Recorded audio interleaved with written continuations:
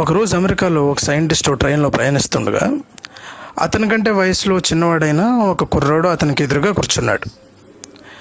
అతను ఏదో చదువుకుంటున్నాడు.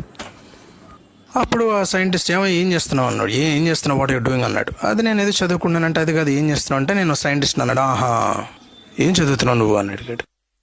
బైబిల్ అని చెప్పాడు అతను. ఏమయ్యా బుద్ధుందా నీకు?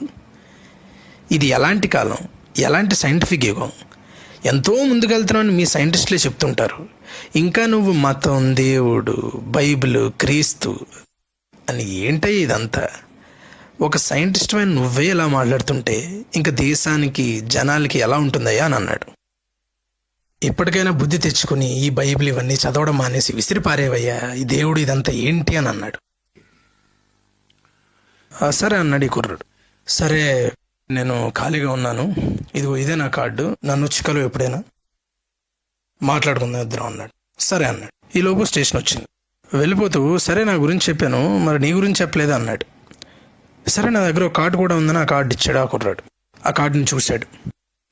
అది థామస్ ఆల్వా ఎడిసన్.